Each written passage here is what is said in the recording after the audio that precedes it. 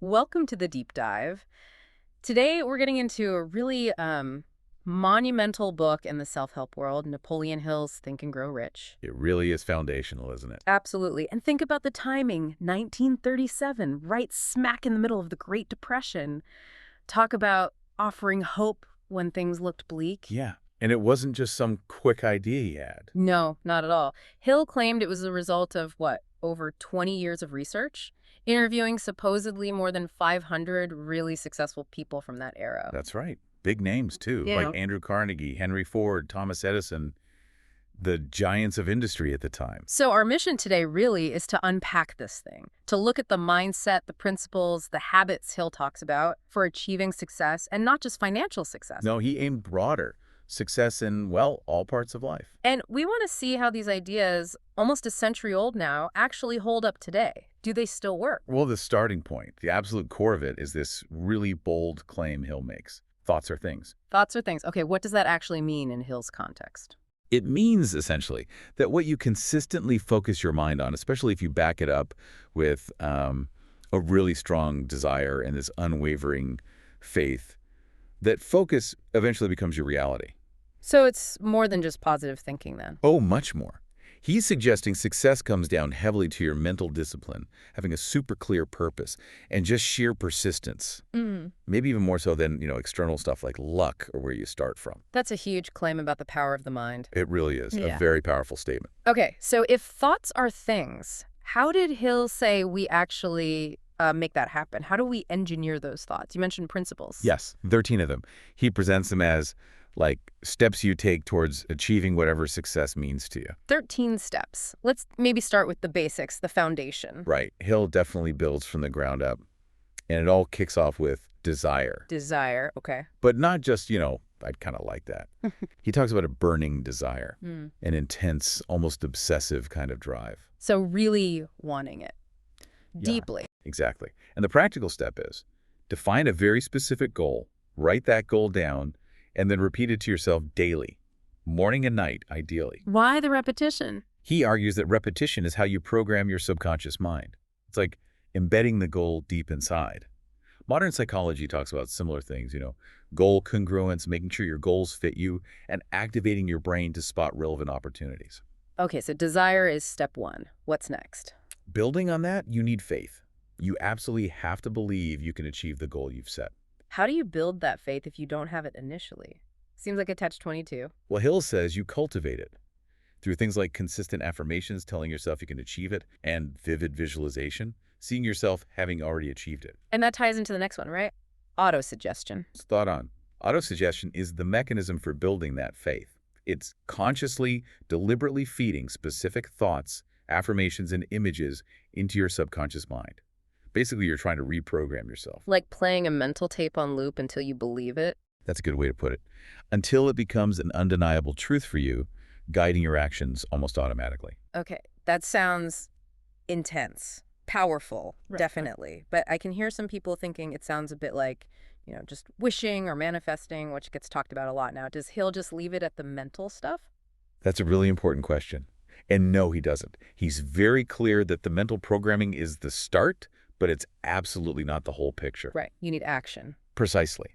So he moves right into principles that demand concrete steps and gaining knowledge, like the fourth principle, specialized knowledge. Specialized knowledge, what's the distinction there? Hill makes a strong point that just having a general education, like a college degree, isn't the key to building wealth or major success. So what is? What's key is specialized knowledge, deep, practical understanding of a specific field, a trade, a skill. And crucially, it's not just having the knowledge, but constantly learning and, most importantly, applying it. So it's about expertise you can actually use, not just trivia. Exactly. Practical, actionable expertise. Okay, that makes sense. Knowledge you apply. And then after that, he brings in imagination. Yes. Hill believed ideas are the starting point for everything significant. For all fortunes, as he put it. He really pushes the need to cultivate your imagination. Not just for artists, I assume. No, for everyone. He saw it as the workshop of the mind, where you form plans, where you synthesize old ideas into new solutions, where you envision possibilities nobody else sees yet. So how does that work for, say, someone listening who doesn't think they're very creative? Hill would say it's a muscle you develop. It's about actively thinking, how can I solve this problem? What opportunities are being missed? It's constructive mental work, not just passive daydreaming. You use it to build your plans. Which seems like a good lead into the more outward-facing stuff, the action steps. Exactly. Imagination fuels the next principle, which is organized planning. Okay, planning. Makes sense. This is where you convert that desire, using your specialized knowledge and imagination, into concrete, actionable steps. Clear, strategic plans. And isn't this where the famous mastermind idea comes in? Yes, precisely. A huge part of organized planning for Hill is forming a mastermind group. This is basically a circle of supportive people, people with different strengths perhaps, who you meet with regularly. Like a personal board of directors. That's a great analogy. You share knowledge, you brainstorm, you hold each other accountable. He'll believe the combined intelligence and energy, the synergy of the group, could achieve far more than any one person alone. That sounds amazing, but maybe hard to get right in practice. Just finding the right people. Oh, absolutely. It requires real trust, commitment, a shared purpose. Everyone has to contribute, not just take. But the potential payoff, according to Hill, is enormous. Okay, so planning, mastermind groups. What else is key for taking action? Next up is decision. Hill is really forceful on this one. How so? He basically says procrastination is the absolute killer of achievement. He observed that successful people tend to make decisions quickly and confidently. And then, this is important, they change those decisions slowly, if ever. So decisiveness, avoid analysis paralysis. Exactly. Make the call and move forward. And then comes, perhaps the most critical one when things get tough. Persistence. Ah, yes, sticking with it. You got it. Because Ooh. setbacks will happen. Obstacles are inevitable. Persistence is just that raw ability to keep going, to push through failure, disappointment, criticism, whatever comes up. He must have had examples of that. The book is full of them. Mm. People like Henry Ford facing multiple bankruptcies before Ford Motor Company took off. It hammers home that success rarely happens overnight. It's often built on years, even decades of persistence. It really shows how he builds from inside the mind, desire, faith, out to planning, action, and sticking with it. Definitely. It's a logical progression. But then the principles seem to take a turn, don't they? Towards things that are a bit more abstract, maybe even controversial. They do, yeah. The later principles deal more with the mind's connection to, well, less tangible forces, as Hill saw them. Like principle number 10, the mystery of sex transmutation. That title alone, it definitely raises eyebrows today. What was he getting at? It's certainly the most awkwardly titled chapter, and the language is dated, for sure. But what Hill was trying to describe, I think, is harnessing your most powerful internal energy. Meaning Your core drive, your passion, what he linked to sexual energy as the most potent creative force. He argued that instead of dissipating that energy, you could consciously redirect it, transmute it towards your goals, your work, your ambitions. So channeling intense emotional energy into productive outlets. Essentially, yes. Using that fire for creativity and drive. It's about harnessing powerful motivation, however you frame it. Okay. Still a bit controversial, but I see the underlying idea. What else is in that more abstract zone? But he talks more about the subconscious mind. We touched on it with autosuggestion, Yeah. but he positions it as the critical link, the bridge between your conscious desires and the universe, or infinite intelligence, as he sometimes called it, actually bringing them about. How would we think about that bridge today, neurologically? Well, modern neuroscience would talk about neuroplasticity, how repeated thoughts, beliefs, and experiences literally reshape the connections in your brain, making certain patterns automatic. So less mystical bridge, maybe, and more about physically rewiring your brain through focus. Which leads into the next one, the brain itself. Right. Hill described the brain as more than just an organ.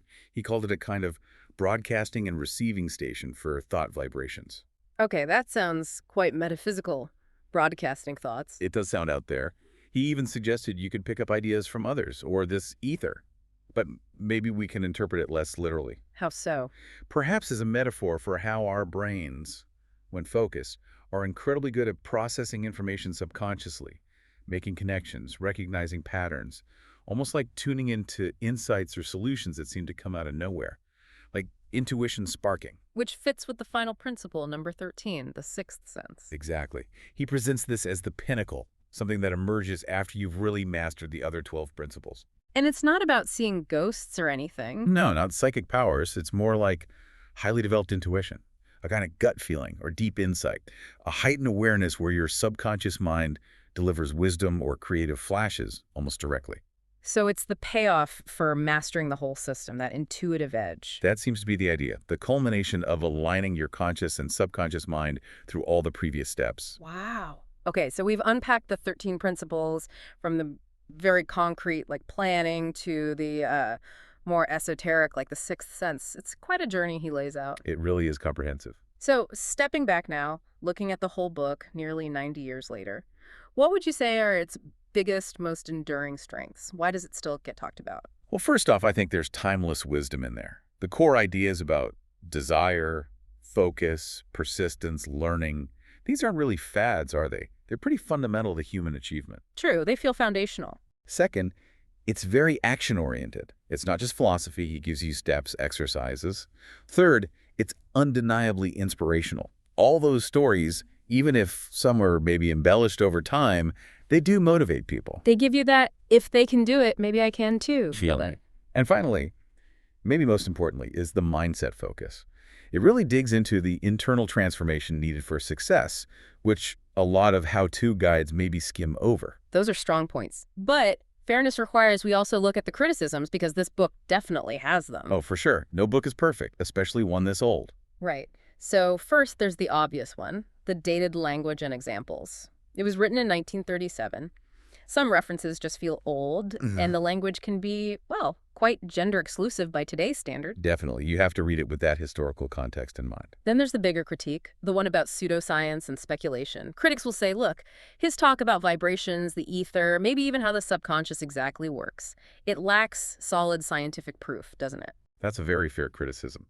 Many of Hill's explanations for why these principles work lean heavily into metaphysics, not hard science as we know it now. So how do you square that? Well, you could argue that while his explanations might have been off or speculative, he was observing real psychological phenomena. The power of belief, visualization, habit formation, these are studied by cognitive science today, even if Hill used different language. He was maybe intuiting things before the science caught up. An interesting perspective. What other major criticisms? A big one is that there's no guarantee of wealth. The title is Think and Grow Rich, which implies a direct path. Critics rightly say it can oversimplify things. Because mindset isn't everything. Exactly. Mindset is crucial. Hill was right about that. But strategy, market conditions, timing, networking, even just luck. Lots of external factors play a huge role in financial success that are outside your direct mental control. The book doesn't maybe give those enough weight. Okay, so strengths and valid criticisms acknowledged. Given all that, who do you think really benefits most from reading Think and Grow Rich today? Who should pick it up?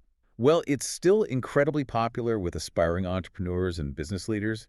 They find the mindset framework and goal-setting stuff really valuable. Yeah, I could see that. Also, anyone just generally seeking more clarity and purpose in life, whether personal or professional, the exercises on defining desire can be powerful. That's getting clear on what you actually want. Exactly. And obviously, people interested in self-discipline, goal-setting, personal growth in general, it offers a pretty rigorous system. And maybe fans of law of attraction type thinking. This book is really a cornerstone text for that whole movement. It really did lay the groundwork for so much modern personal development thinking. And some of its lines are just so sticky, aren't they? They've become famous quotes. Oh, absolutely. Memorable stuff. Like the big one, whatever the mind can conceive and believe, it can achieve.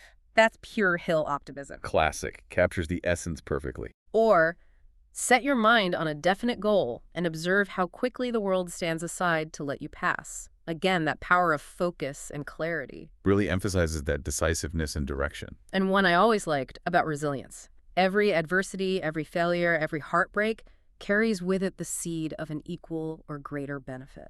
That's a powerful way to reframe challenges. It really is. Finding the opportunity in the setback. So, wrapping this up for our listener, what's the final verdict here? How does Think and Grow Rich stack up overall? Considering its impact and the enduring relevance of its core ideas, I'd say it's far more than just a book about making money. It really is a blueprint for mindset transformation. It's not perfect, as we've discussed, but its value is undeniable. Let's give it a solid 4.5 out of 5 stars. 4.5. I think that's fair, acknowledging its strengths while keeping the caveats in mind. Its impact is just huge. Millions have read it. But yeah, filtering it through a modern lens, especially on the speculative parts, is important. Absolutely. Critical thinking is key. But those core principles, that burning desire, the faith, the persistence, the planning, the mastermind idea, they still feel incredibly relevant for anyone trying to achieve something significant today. They really do. So, maybe a final thought for everyone listening. If Hill was right, even partly, that thoughts are things, what's maybe one consistent thought or belief that you hold right now? Something that, if you really applied that focused desire and persistence, could potentially shift from just a thought into your actual reality, even if it seems a bit impossible at this moment. Something to definitely chew on. Indeed. Something to think about until our next deep dive.